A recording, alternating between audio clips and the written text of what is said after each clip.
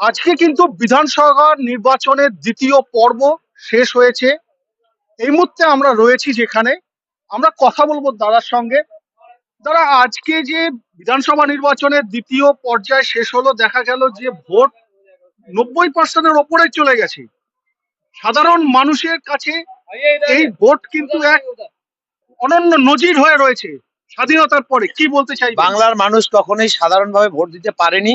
আজকে সাধারণ মানুষ আনন্দ মুখর ভাবে ভোট উৎসবে মেতেছে এবং সাধারণভাবে মানুষ ভোট দিতে পেরেছে এবং আমাদের জয় সুনিশ্চিত, তাতে কোনো সন্দেহ নাই।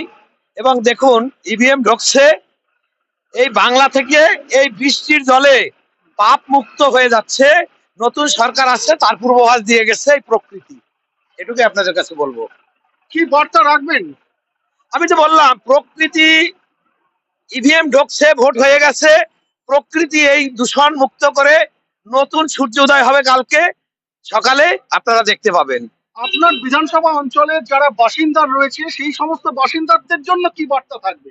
তারা দীর্ঘদিন অপেক্ষা করেছিল, চাপা ক্ষোভ ছিল মনের মধ্যে। এই দুর্নীতি অপশাসনকে সরিয়ে শাসকের সরিয়ে এখানে আইনের শাসন প্রতিষ্ঠা করা, সেটাই জনগণের আশা পূর্ণ হতে চলছে। না, জাস্ট জয় বাংলা স্লোগান দিয়েছিল। একজন ব্যক্তি বললাম যে কে স্লোগান দিয়েছে, আমি সেটা বললাম, পরে বলে যে না, আমরা দেইনি। এই আর কি। আপনি বিজয়ী হলে প্রথম কাজ আপনার কি থাকবে?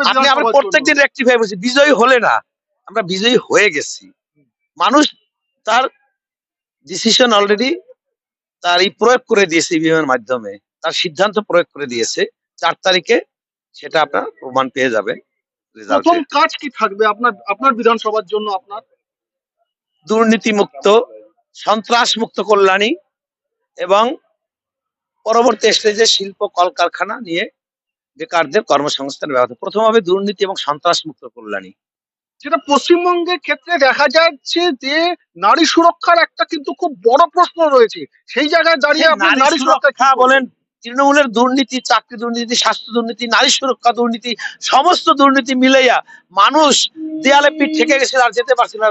দেয়ালে পিঠ ঠেকে গেলে কি হবে? আপনি ভাবতে পারেন 90% ভোট পড়েছে বাংলায়। যারা ভোট দিতে আসতো না, ভয় পেত, তারাও এবারে ভোট দিতে বেরিয়ে এসছে।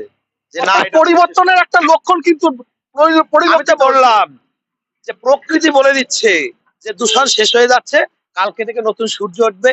এই যে বৃষ্টি আসছে, প্রকৃতি বলে দিচ্ছে যে পরিবর্তন হচ্ছে বাংলা, পরিবর্তন আগামী দিনে হবে। ধন্যবাদ।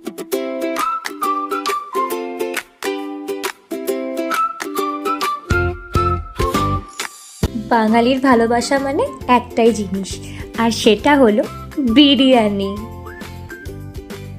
নমস্কার, আজ আমরা এসেছি আপনার আমার সবার চেনা ও প্রিয় জায়গা কেশরী ধাবাতে।